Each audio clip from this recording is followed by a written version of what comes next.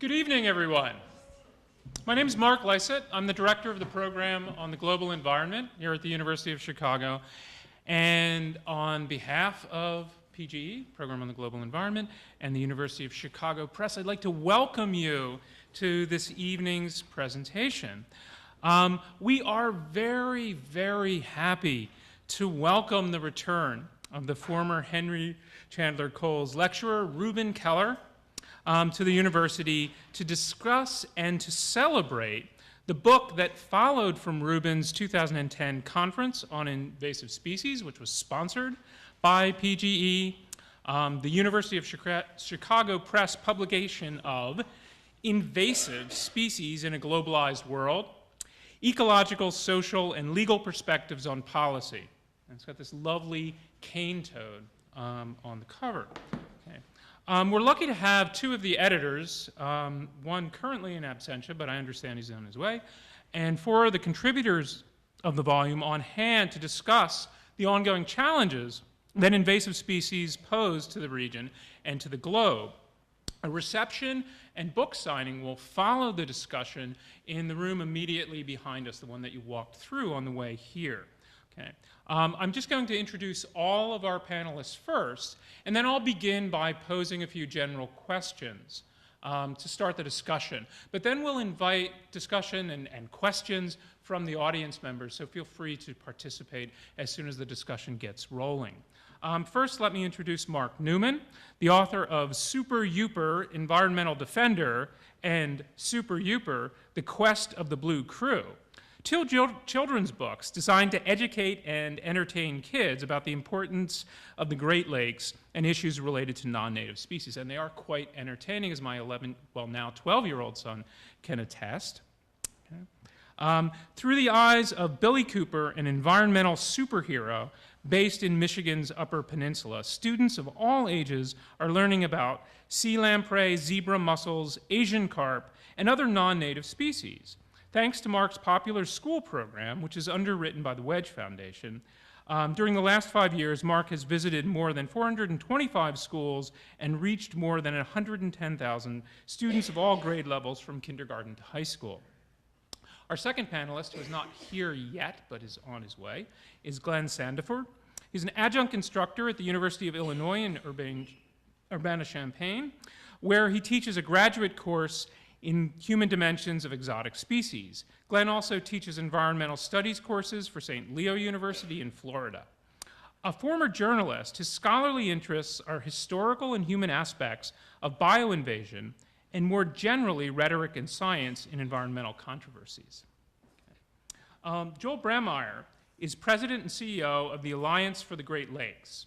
He oversees a staff of 20 professionals and more than 11,000 volunteers dedicated to protecting and restoring clean water, educating citizens and youth, and building a sustainable future for the Great Lakes. Joel has developed laws and regulations to prevent invasive species in the Great Lakes states and published a first-of-its-kind report describing options for permanent separation of the Great Lakes from the Mississippi River. He also advises the state governors and provincial premiers on regional implementation of the Great Lakes Water Resources Compact. Prior to his work at the Alliance, Joel worked for the American Medical Association. He has a master's degree from the University of Michigan School of Natural Resources and Environment and his bachelor degree from Valparaiso. Finally, Reuben Keller is an assistant professor in the Institute of Environmental Sustainability at Loyola University, Chicago. His research addresses invasive species in general, with emphases on the way that their introduction can be prevented and on the economic outcomes of different approaches to management and policy. Prior to his current position, Reuben held the Henry Chandler Cowles Lectureship in the Program on the Global Environment at the University of Chicago. Please join me in welcoming our panelists this evening.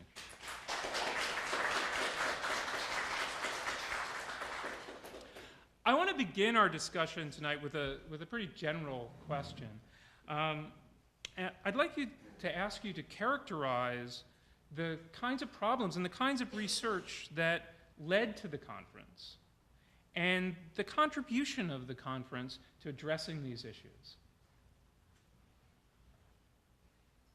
maybe I should. Oh, here's Glenn Sandiford. Here's Glenn. You should answer that one. Yeah, Okay. Ruben should probably start. Okay. So I was very lucky during my. I was very lucky when I was doing my PhD. Are we good, Tom? Yep. Okay. I came to University of Notre Dame as an ecologist at a time when my advisor was beginning to work on a lot of economic issues with economists. So he was really broadening his perspective from being just an ecologist to being someone who could deal in a more interdisciplinary way with the issues of invasive species. So I was very lucky that I arrived at a time when there were ample opportunities to do that. Although my very first project at Notre Dame, which was a risk assessment, so trying to figure out what mollusks were going to be invasive in the Great Lakes in the future. I did a beautiful piece of science, I published it, and no one paid any attention. And this was a little shocking to me because I'd done the science, right? And that's the end of the story. But then throughout my dissertation, as I had the opportunity to interact with more economists and policymakers, I realized that the science was just part of the story, that there's a lot more going on if we want to understand and to manage invasive species. I was then very lucky to be offered, and I accepted the position at University of Chicago as the Henry Chandler Cowles lecturer. And a part of my responsibility here was to organize this conference. In the first year of my lectureship, I broadened even further. I kept working with economists. I started working with some computer scientists and with social scientists, and sort of further exploring the ways that that invasive species issues can be understood and addressed. So it was very natural for me then, when it came to organizing the conference, that I thought, well, I want to invite all the people I want to talk to. And that's roughly what I did. And I'm very pleased that Mark supported that and the rest of PGE supported that. But I put together a list of the people who I thought were doing the most interesting work in invasive species science. And it was, based on where I'd been going, that was a very interdisciplinary list. So if we look across here, we have a trained lawyer, a children's book author, and a social scientist planner. So that's sort of how I came to the conference. Was we need to get all of people with all these different types of knowledge, all these different experiences together, if we want to properly understand invasive species and to address them through policy. So from the perspective of the rest of you, right, who didn't organize the conference, right, how do you see this conference fitting into the kind of work you're doing or the kind of advocacy that you're involved in? Right? How did you perceive it? Because I know that many of the participants in the conference and many of the attendees in the conference when I was there talked to me at that time about, wow, this is really interdisciplinary. Wow, I didn't know that people in that discipline also did what I do or were also interested in this. Right? And there were very lively conversations about that kind of cross-fertilization at all of the events around the conference. And I'd be interested in your perspective on that kind of interdisciplinarity.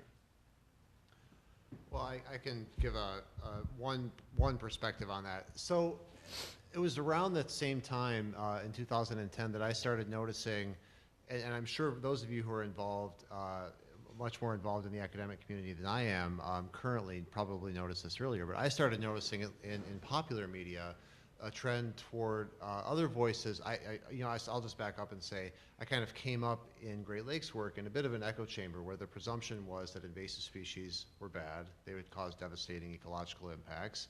Keeping them out of systems was the appropriate thing to do. And I started hearing around that same time in 2010, much more discussion coming from social and anthropological points of view that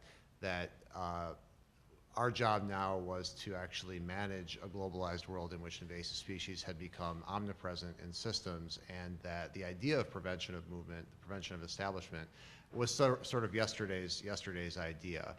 And all of the work that I had done and a lot of what I heard at that conference was very contrary to that idea. But that's something that has only grown since then, and in the public messaging about whether or not prevention of invasive species is actually something that's achievable. And so I actually take heart from that conference that it actually is in an interdisciplinary environment. But I am aware that there are parts of academia that are taking a serious look as to whether or not spending resources on prevention is money well spent today, which I continue to think that it is, but it's certainly one of the challenges we're facing in our work. I have a loud, I have a built-in microphone, so I don't usually use a microphone. So I can recall telling Reuben when I was invited to this conference that I felt, pardon the pun, a little like a fish out of water, because everybody else, most of the people were PhDs, and I just have a bachelor's, and I'm a children's book author, and I didn't quite understand why I was being honored to be invited to the conference. But then Reuben explained that what I do in the schools is I talk to kids about invasive species, and I do it in kind of a entertaining, educational way, and kind of, I don't want to say non-scientific, but he said, you're able to hit at a basic level. A lot of scientists talk like scientists, and you've kind of bridged that gap. And so he said, come and talk about your program and how you're able to reach kids and how you get them excited about potentially helping the Great Lakes and increasing their awareness. So, and as Joel said, as I became part of the conference, I realized that it was this much broader thing than just scientists that are looking at test tubes and going in the water and studying things. It was policy and just a broad range of interests. So to me, I learned a lot just by being at the conference. In fact, what's interesting, when I attended the conference, I had just one children's book, and out of the conference, I developed a second book, and a lot of the characters in the second book are all real-life superheroes. They're all scientists. A number of them that I met indirectly through the conference. I have a couple that are from the University of Notre Dame, and so it was a great experience for me, and I was very thankful that I was invited to be part of it. So. Hi, I'm Glenn Sandiford, by the way. My apologies for being late. I came at this with a journalistic background. My career started as an environment journalist. Then I did a PhD in regional planning, which was really more about environmental communication and environmental history. And I looked at the 19th century introduction of common carp. And then from that, I naturally progressed into some research about Asian carp and the controversy that you've probably all heard about to do with Asian carp. And within my interest in rhetoric and language and words and things like that, what drew me partly to this conference was I felt at least some biologists, conservation biologists and ecologists, were shooting themselves in the foot because there's skeptics out there about whether invasive species are really cause for concern. Are they just another plant or animal that have as much right to be here as native species? And I felt that they seized on some of the language that were being used by biologists, both in scientific papers and in the popular press. And those biologists weren't necessarily paying attention to their language. And so they were rightfully accused of being alarmist, or that they were exaggerating some of their claims, or that they were loading their language, could be even termed racist and things like that. So what interested me was, I believe invasive species are cause for concern. And I felt my contribution may be to sensitize some of the biologists and ecologists to their language and not give ammunition to the skeptics to undermine efforts to deal with bioinvasion. So I was coming at it from a language point of view more than anything else. Okay. So the second half of that question, right, that we didn't quite get to, right? What do you think the unique contributions, both of the conference, right, and the subsequent book that comes from the conference, are to these sets of issues?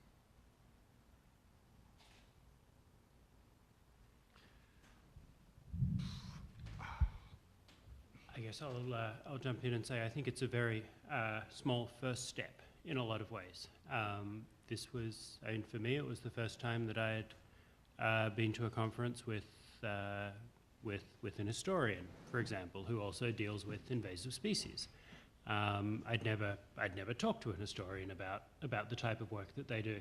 And certainly Glenn's work looking at the history of common carp and then relating that to what we're now trying to do, what we think we can do with Asian carp, was really powerful. So coming at a similar issue, or coming at the same issue, really, the same species that we're trying to manage and that we're trying to reduce the impacts of. So for me, sort of observing how different people come with these different sets of knowledge and different ways of asking questions, and how that all fits into, those are all essential puzzle pieces if we want to understand the species and if we want to manage them. So for me, the conference was a great way to be exposed to more of these interdisciplinary perspectives, or more of these disciplinary perspectives, I mean, to come into an interdisciplinary whole. And the book itself, so the book itself is a little different to the conference. The authors wrote about the material they'd presented at the conference. But Glenn and I and Mark Newman, the other editor, we very consciously pushed all of the authors, not just to write from the perspective of their discipline, but to also very strongly put down how that contributes to policy. So we were very interested not just in hearing what historians are thinking about, but what do historians think we should be doing about invasive species? How should we be pushing policy forward? So I think one of the really neat new things that comes out in the book is that we do have a book about policy, and it's a book that comes from very different perspectives. And I was gratified that a couple of the esteemed reviewers of the book picked up on that, and they made that a centerpiece of their review. I think, so for me, this is a sad admission coming from a person who advocates for environmental policy. What it reminded me is that ecological urgency doesn't drive policy reform. And particularly when you're dealing with an extremely complex economic system that is the primary driver of whether or not invasions occur.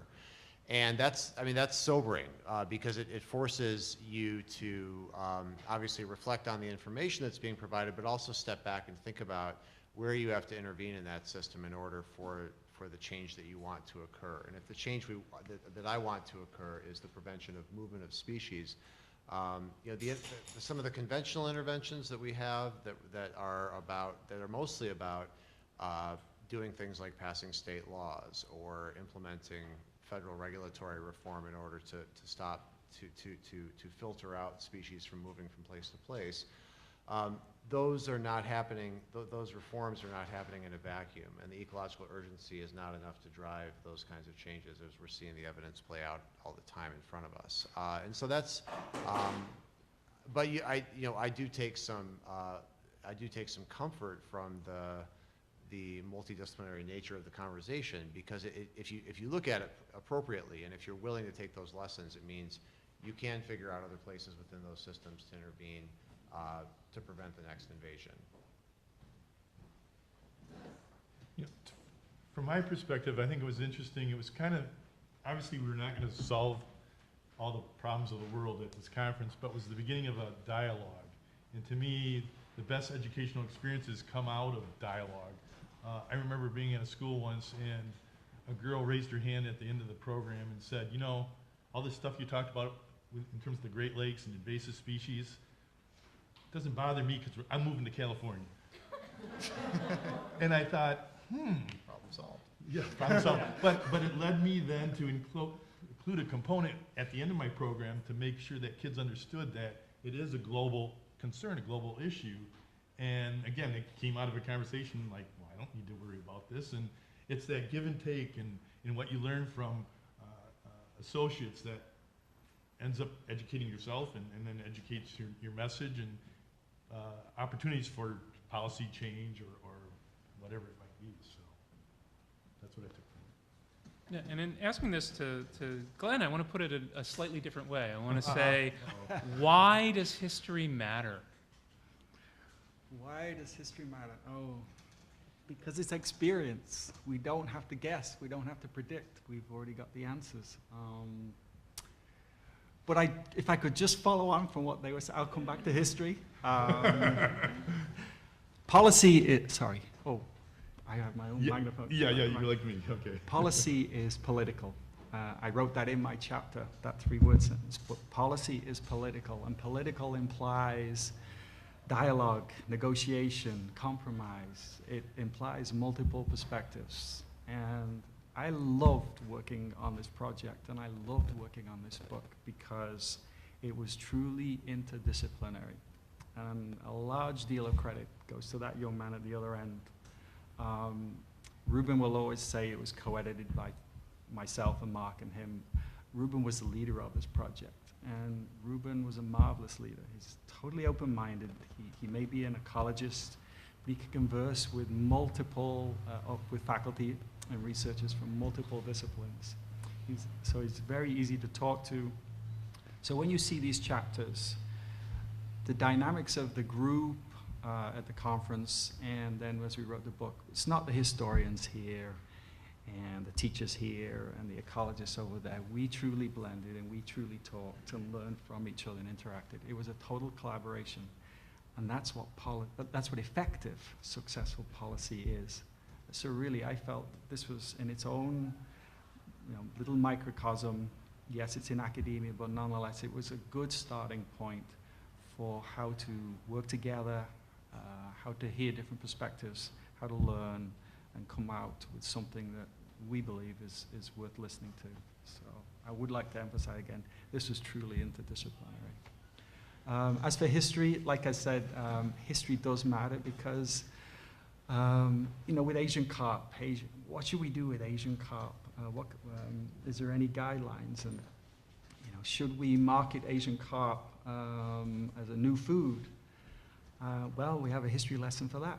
We've been trying to sell common carp for over 100 years. And they, in fact, brought over common carp because it was allegedly so popular in Europe.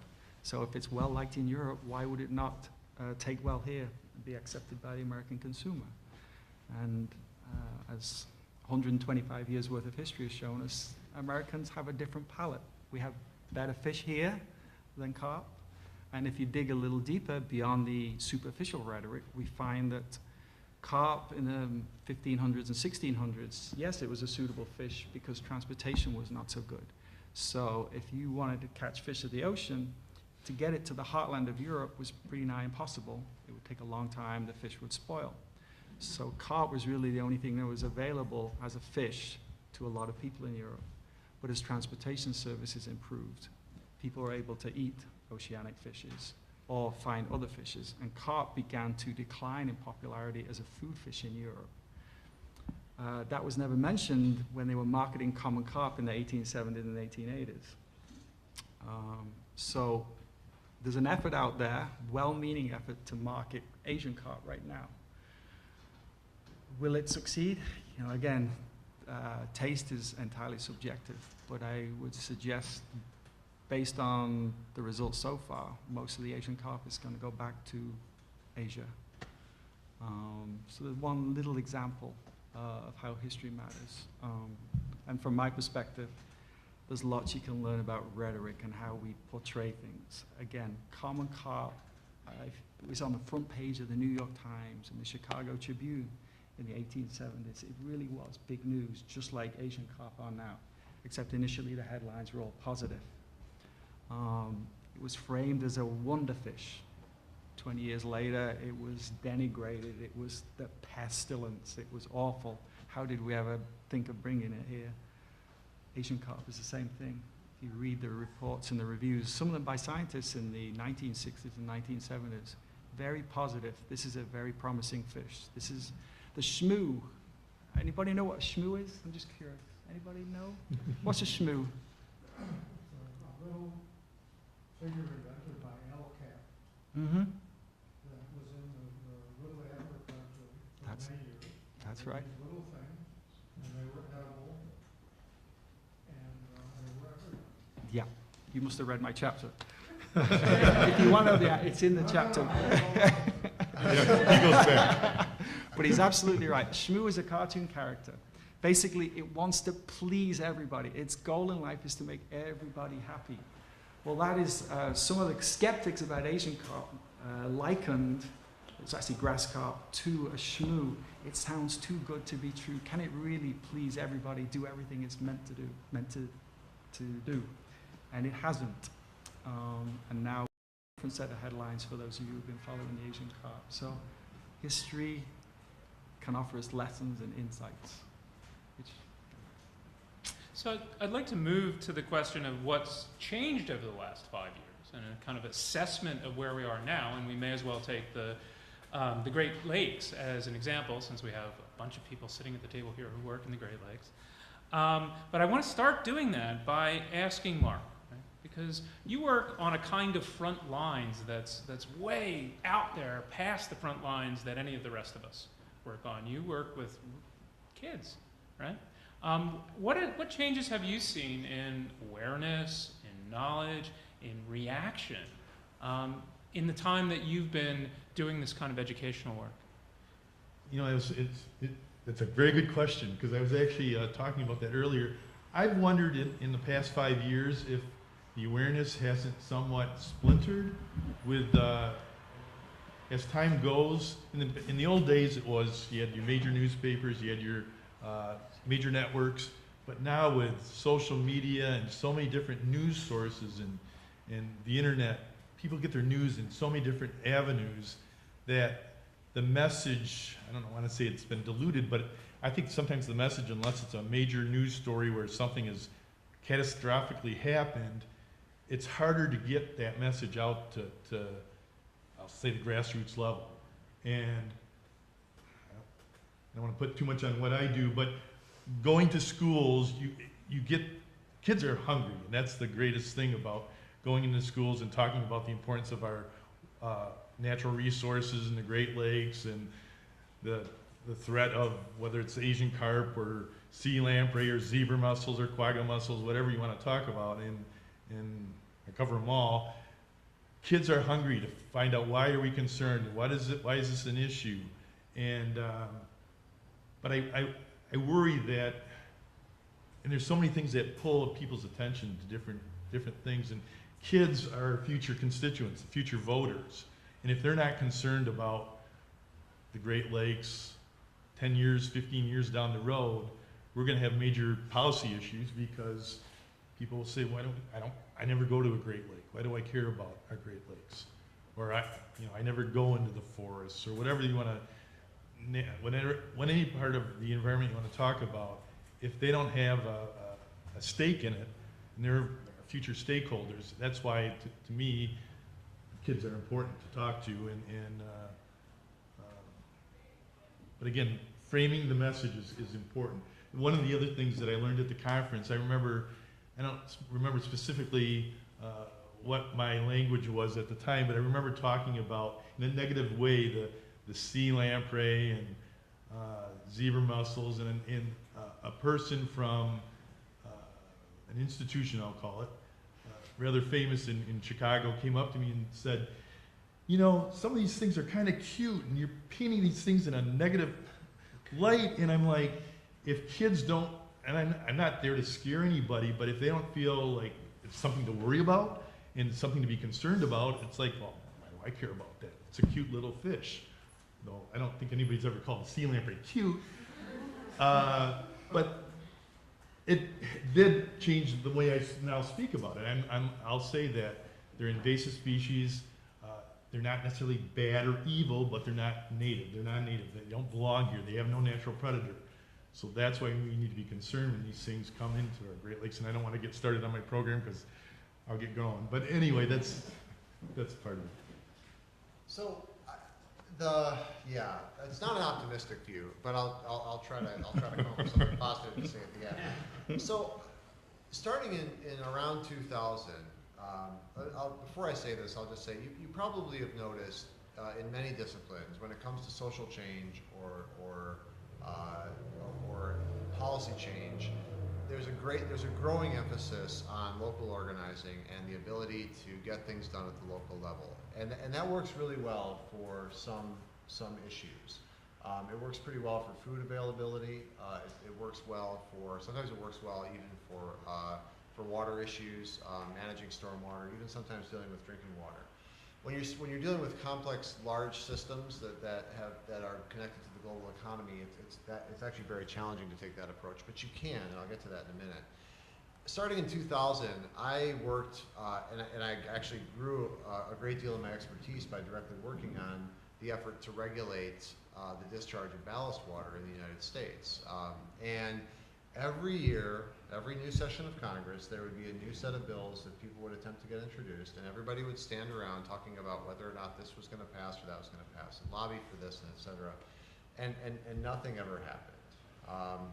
And then finally, a series of lawsuits created the ability for US EPA and US Coast Guard to get off the dime and start actually writing regulations in these areas. Then so then that happened. Then the legislative movement shifted, not from what can we do to build a federal regulatory regime. Now it was what can we do to stop the Coast Guard and EPA from regulating, right? And then those got introduced every year, year after year, and nothing ever happened. My point here is that Congress can get nothing done, and that's been happening. That's been happening for 15 years. It's not a recent phenomenon, but and we all know this. But the ability, what I am seeing is that the chances of us doing things productive federally that require new legislation have gone down over time, unless you're dealing with a bill that is about spending money, which people seem to be able to figure out how to rally behind, like the Farm Bill and WRDA, the Water Resources Development Act. But on this issue, when it's strictly a case of intervening in how international trade is being conducted, that's almost impossible to get something done. What I do see, though, is that what we've recognized, I think started to recognize in the environmental community, is that for something to happen, it's got to be a reflection of what a set of stakeholders is willing to do on the ground. And that means that people like me have to be working directly with members of the industries that are driving some of the trade that are causing invasions. And that's just a reality that we're grappling with right now. It's a real kind of introspective moment for the environmental community. Just to give you an example, you've heard about the controversy regarding what to do about Asian carp. It's already come up a couple times tonight. And the reality is that there is going to be no federal policy solution that sweeps in and solves that problem. We're not going to have federal leadership that addresses that. It's a question of building the acceptability of a solution with the users and the stakeholders that are actually affected by that solution. And when that can happen, then you can feed something up that can actually get political support. And that's a very challenging reality, because it means we're trying to solve a critical problem on its, and then also we're taking the time to build that local structure that can be supportive of the solution. And those two things don't always line up. We're fortunate that carp aren't swimming north right now, apparently, but they will again, and hopefully we'll have built that local infrastructure, the local political infrastructure, to support the solution that we need by the time that happens. So Reuben, from the perspective of a scientist or a superhero, what's your assessment? Both at the same time. It's synonymous, right? What's your assessment, right, of the status of the Great Lakes, of the status of the Chicago River and Lake Michigan and the other waterways in terms of invasives? What are the biggest challenges that you see now and, say, over the next decade?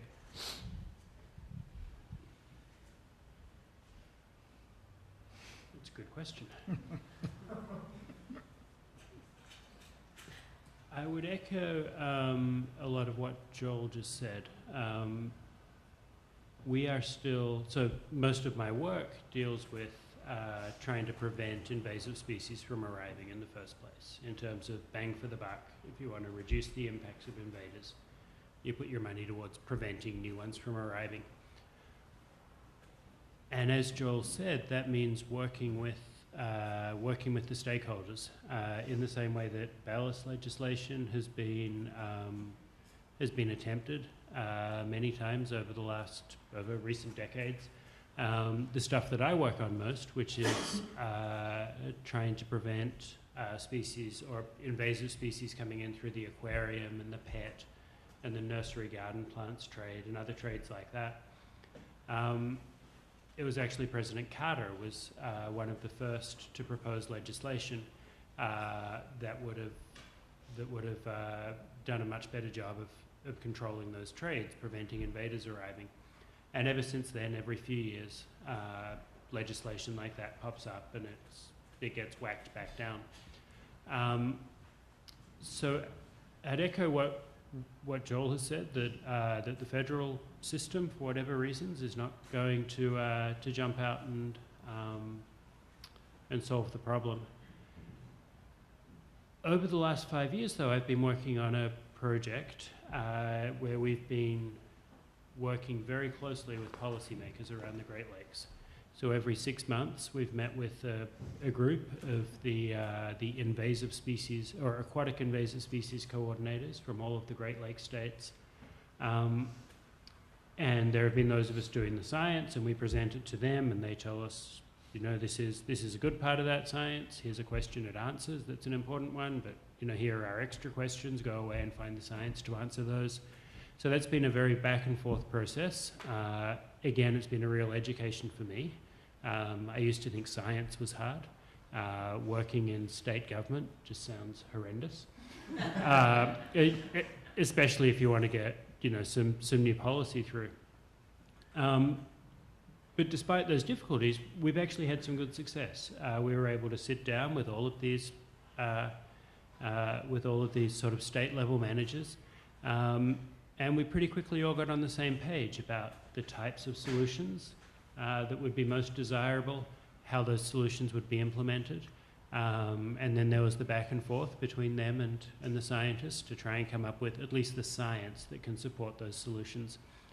And we're beginning to see now, which is incredibly gratifying, and it's only been a couple of states and it's only been a couple of taxonomic groups, but we're beginning to see those states actually use some of the tools, some of the information that we as scientists have come up with and turn it into policy. So recently, Indiana banned the sale of 28 already invasive or very likely invasive in the future aquatic plants.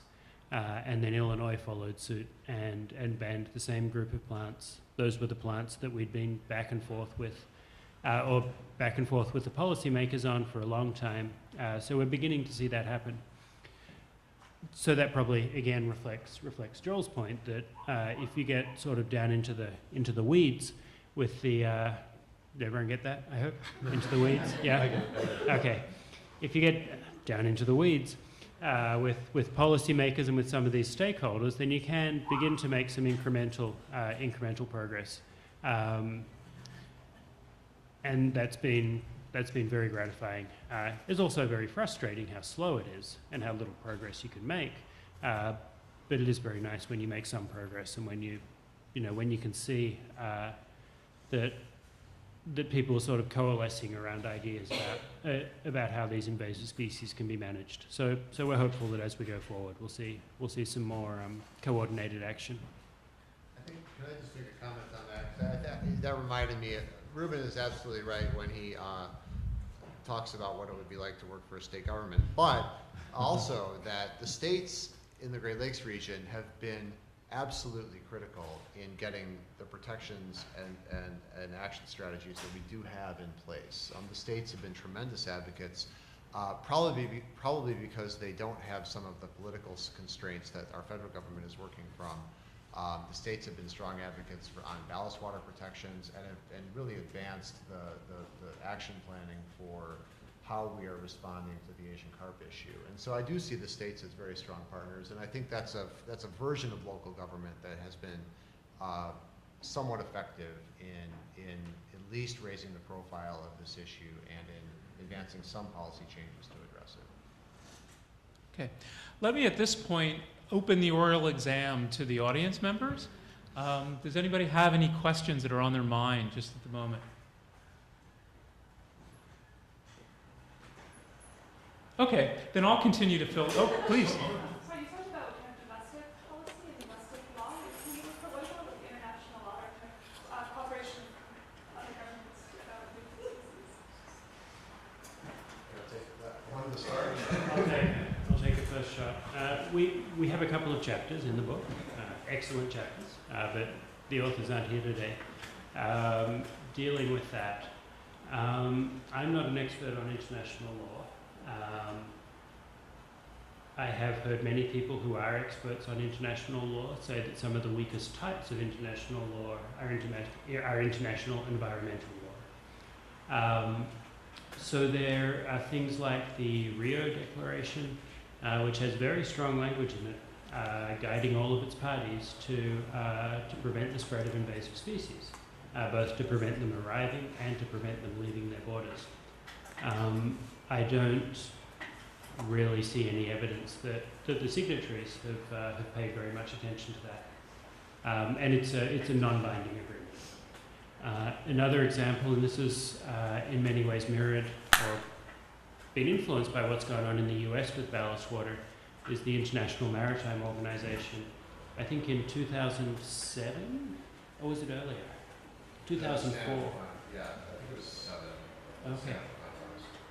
In 2007 came out with an international treaty for ballast water management, which once it's ratified, will require all of the countries who are a party to the International Maritime Organization to any ships that are registered in those countries have to have ballast water control. So we've been hearing a lot about ballast water, right? Why is ballast water such a big problem? Well, we all work in the Great Lakes, and ballast water has been by far the biggest, by far the strongest vector of new invaders into the Great Lakes since 1959. Yep. What are the mechanics of that? 2/3. Just for those who don't, Yeah. study ballast water, what are the mechanics of that? Can you just explain why 1959? Why I'll get suddenly to that. did it become... History is I important. know. History is important. So What happened in 1959? I'll get to 1959. First, some engineering. War history. Very large ships that move across the oceans are actually, in some ways, they're very fragile. They're big and strong, but if they are traveling at the wrong weight, then they will break up in a storm. So they're designed to travel at a very specific level in the water. If they have too little cargo on board, then they'll float around like a cork. So to compensate for that, they have these very large water tanks arranged all along the hulls, and those are the ballast tanks. So if they don't have enough cargo on board, they pump water into those tanks, and then they travel to the next port where they perhaps pick up cargo, which makes them too heavy, so they pump water out of the tanks. And we can think of these tanks as giant fish tanks in a lot of ways. They take on water at a port, they travel to the next port, and they dump that water out. So that's sort of the issue with ballast water globally. It has effectively meant that all of the ports around the globe are connected to each other now by floating fish tanks. Floating fish tanks which move faster and faster every year and which transport more and more water. So we've seen this ballast water issue over the last several decades become a bigger and bigger deal. In the Great Lakes, in 1959, the improved St. Lawrence Seaway was completed, and that's what allowed very large ocean-going ships to get around the Niagara Falls. Right? The Niagara Falls are a fantastic barrier for the Great Lakes. They kept out ships for a long time, and they kept out a lot of species. Right? You can't get up the Niagara Falls.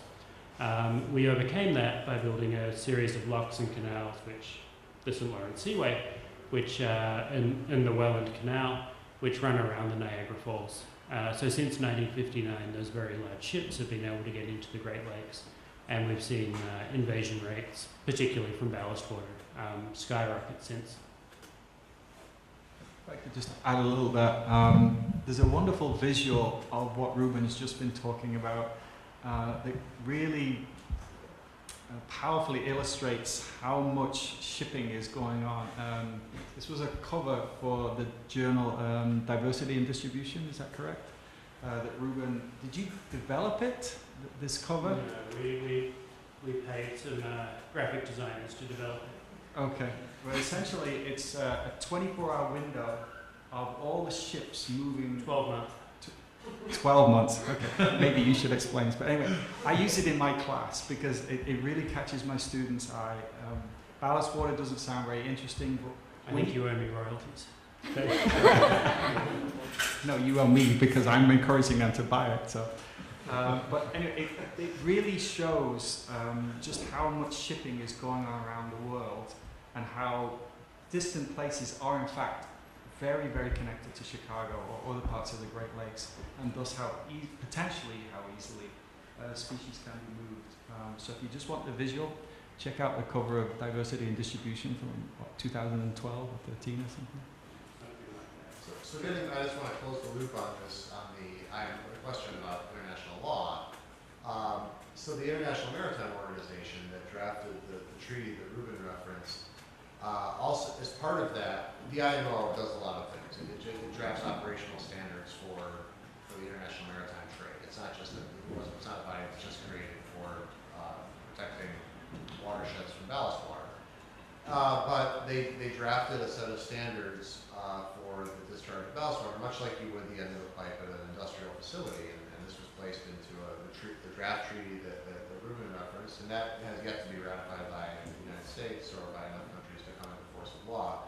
But the point is that the IMO is not a body that's created to explicitly protect the environment. The IMO, those standards were developed with the significant input of the operators of those vessels and various other industry stakeholders. And so you're really, what's driving the implementation of that law is the operational capability and desires of the people who are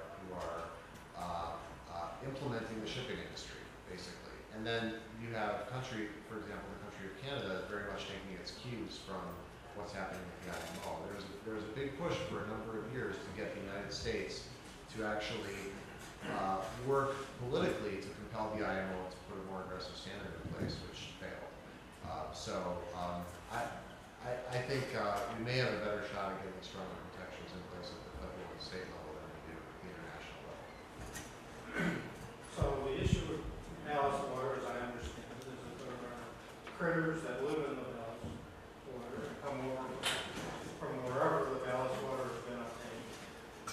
And then if there was a discharge at the wrong location, then these critters will get out and maybe there'll be inappropriate critters among them. And the rules are supposed to get companies to poison these critters before they get out. Something like that. So is that happening or not? That is not happening. That is what everybody is fighting about, the timeline on which that should happen. And this is, and just to kind of underscore the political impasse that this issue is at, keep in mind that the invasion of zebra mussels into the Great Lakes region was first discovered in 1986, is that right? 1987, Lake St. Clair? 87 at Lake St. Clair. So we're now almost 30 years on from that, and we still have not implemented the kind of environmental protection that we take for granted for industrial facilities. So, yeah, but that is the goal. Thank you. Thank you. Very, very interesting topic. For somebody who doesn't know a lot about it, I'll have to read the book.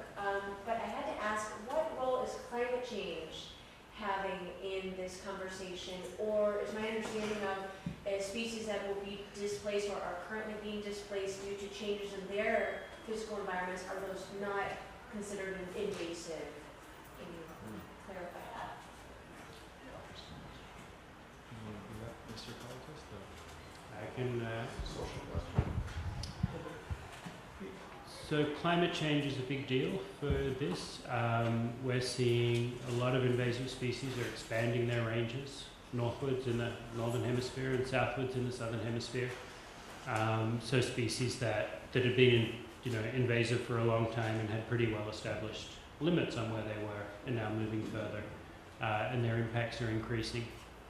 But it's really, I think that invasive species are similar to all other species in this respect, in that climate change is sort of reordering the way that species interact with their environments, the sort of geographic limits that are on species. So we're seeing, in the same way that some native species are managing to to exploit new habitat, under climate change. Some invasive species are, some native species, for whatever reason, can't do it. Some invaders can't do it. So it adds a lot of noise to the system, but I don't think anyone's yet figured out, any sorts of rules of thumb for how it might work. One other thing on that question is that with climate change, storms are getting more severe, let's say. And this, the word is that one of the reasons the Asian carp are in Mississippi River is the Mississippi River flood, flooded some fish ponds that the carp were in, and they were able to swim in the river. But things like, 2 years ago, there was an enormous rainstorm up by Duluth, Minnesota. It just, it was 11 inches of rain or something, and 2 trillion gallons of water. It just flooded the whole, and that's one of the places where the Mississippi River, Great Lakes Basin interacts. There's a weak continental divide there. And it's storms like that that can allow species to go from one watershed to another. And those, those storms are irregular, but every year, somewhere in the Great Lakes, there's just an enormous rainstorm. So that allows the species to move on. So an interesting one on that is the Burmese python in the Florida Everglades, which is, for anyone who doesn't know, it's this huge constrictor snake, grows to be 12, 14 feet long. For a long time, the pet industry was there were people from within the pet industry who were talking about that as as the outcome from a hurricane. Because there was a very large pet warehouse which was blown apart during a hurricane, and the snakes escaped. It's since been found that the snakes were fairly well established before that, but certainly, climate change by increasing these storms can have these very perverse or sort of obscure effects which could lead to more invasions. I believe in the book, Jim Kitchell is one of our contributors. He's like one of the world experts on sea lamprey. And he did a study on what has happened, or what's the impact on sea lamprey with the Great Lakes getting 2 to 3 degrees warmer. And when I throw that out to kids and ask them, what do you think is happening to the sea lamprey? Kids' first reaction is, they're dying. No, they're not dying, they're getting 20 to 30% larger. Which they're already horrific, and now that makes it even worse. So, and I remember it was a rather complicated calculation why that was so. And, he being an expert tried to explain it to a non-scientific mind.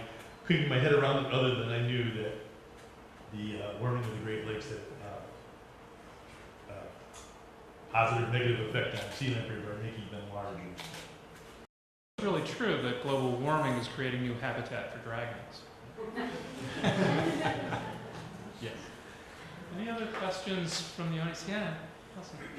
So, someone mentioned, I believe earlier, how the conference and the book were quite an academic perspective, while interdisciplinary. But it sounds like all of you sort of go out and interact with non-academics on a pretty regular basis. So based on this sort of academic discussion and the interdisciplinariness of the conference, what did you personally take away from those interactions that sort of have shaped how you are doing business now in the world, based on the insight that you gained from your colleagues as a result of that conference?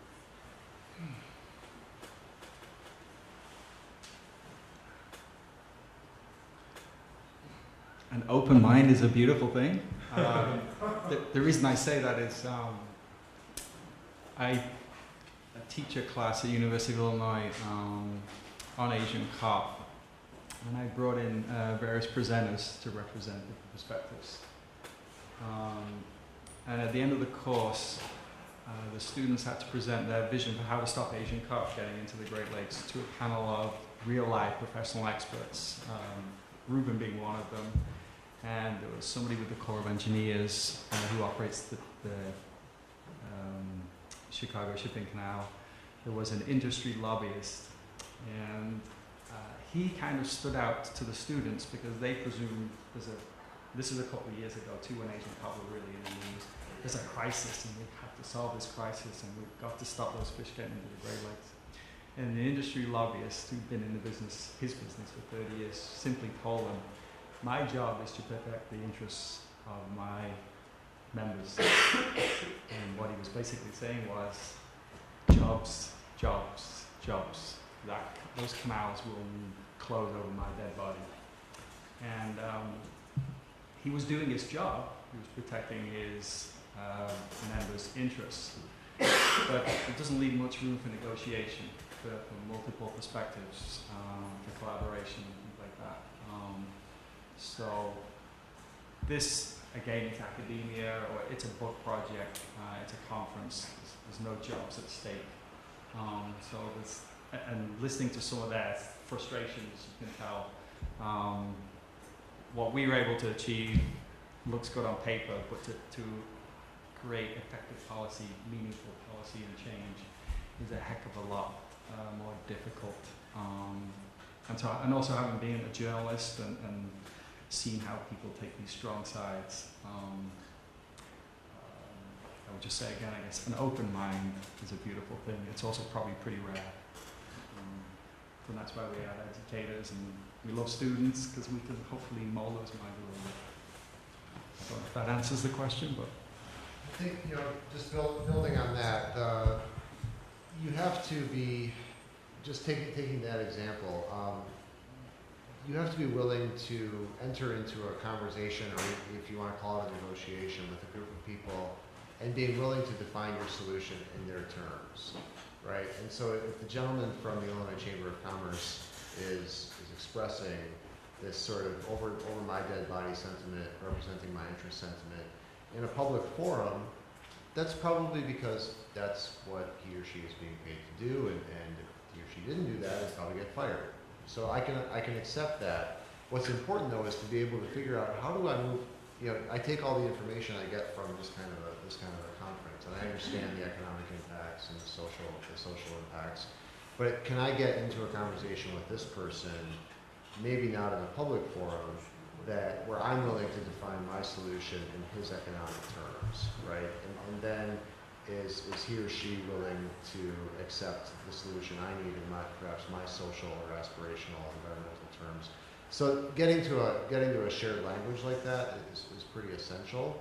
If you're duking out solutions to these problems using lobbying rhetoric, you're just not gonna get very far. And I kind of mentioned this earlier, or I alluded to this before, but that's a step for the environmental world to be able to say, I'm willing to discuss how viable my solution is in terms of how many jobs you're going to lose or gain, and I need the information at hand to be able to make those calculations. So it's a much different kind of conversation than where we've been in our comfort zone. I'll add to that then. Again, building on that, when I was a journalist, I could call anybody up and I could get, I pretty much knew ahead of time what kind of quote I would get and what position they would take. And over time, you tend to, you look for people, or the people you accord the most respect to and whose opinion and insights you most value are those who somehow or other are acknowledging the existence of a different point of view, and often an opposing point of view. So, I mean, I could easily create stories for the newspaper, make the juicy headlines, and it's this position, then this position, and then it gets predictable after a while, and boring reading after a while. So again, I would look for people who maybe are on the environmental side, but who are aware that there are jobs at stake, that there are local cultures and communities at stake, things like that. So they're more open-minded. They're not taking the position of over my dead body. I would say everybody that I've interacted with in the book and in the conference has that open-mindedness. And again, we're in academia, but hopefully we can spread that open-mindedness into the real world. Okay. Let me end with, oh, go ahead. I'm interested about issues of national parks. You talked about not getting very far.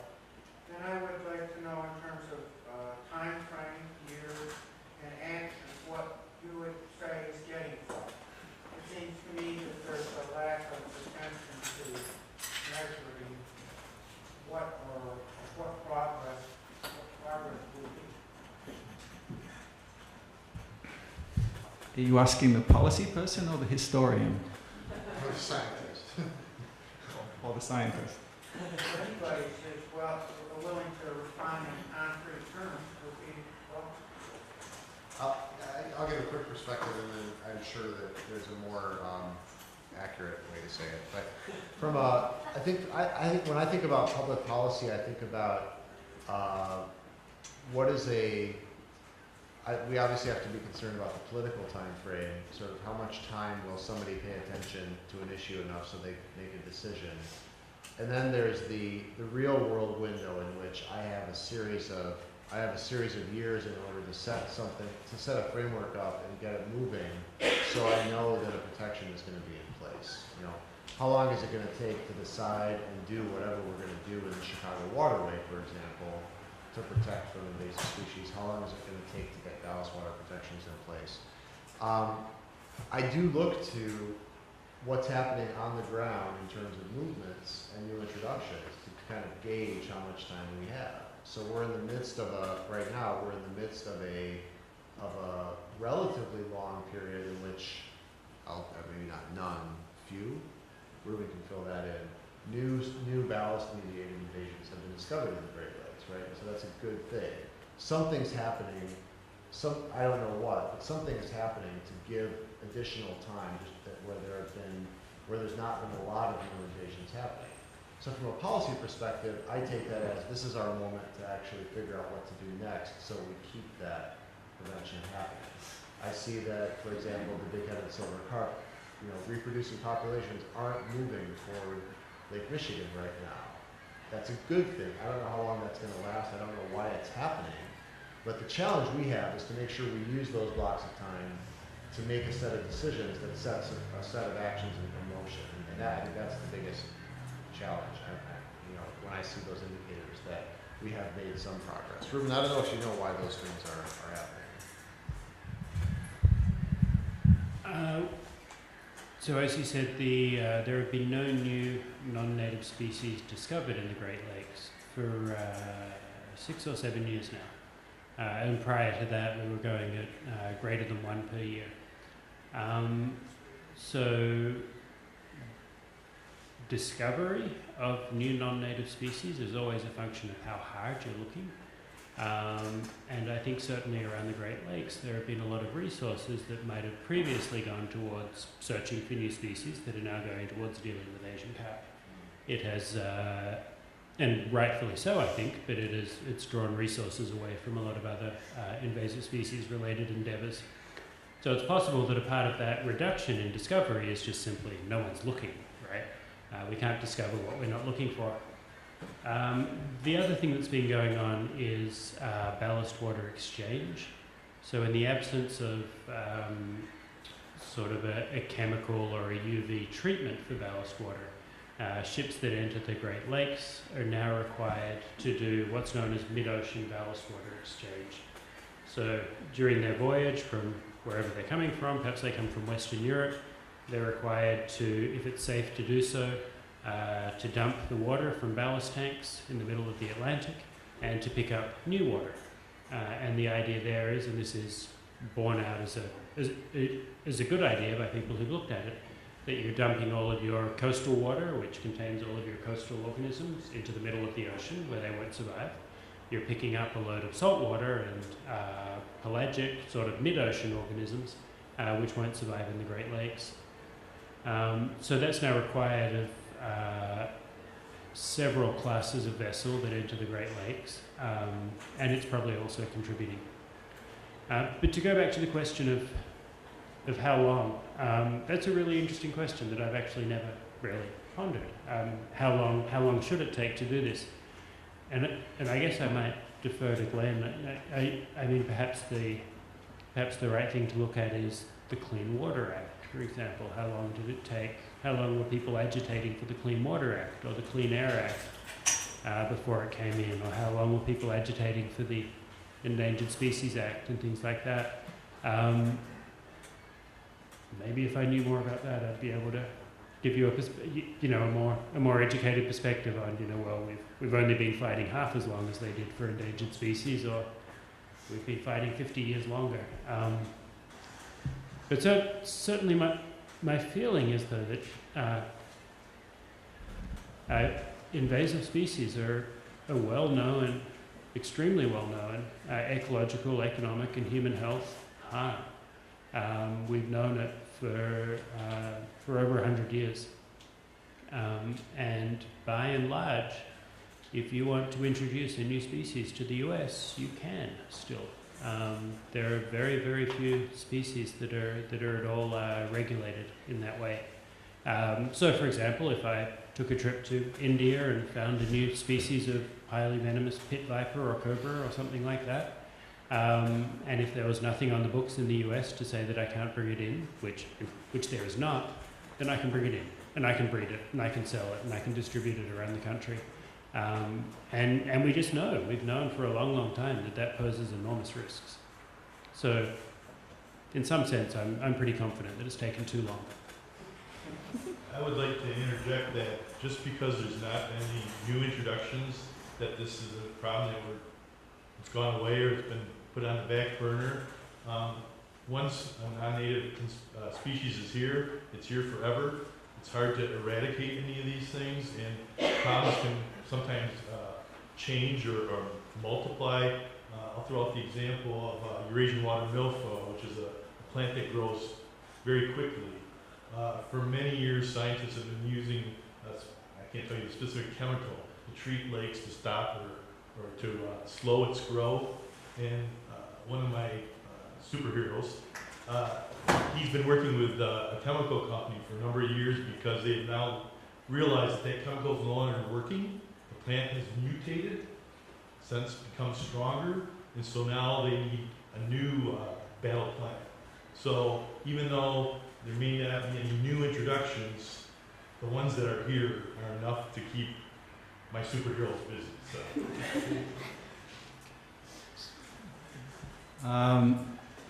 Excuse me, I'll wear my historian's cap for that, I guess, in answering that.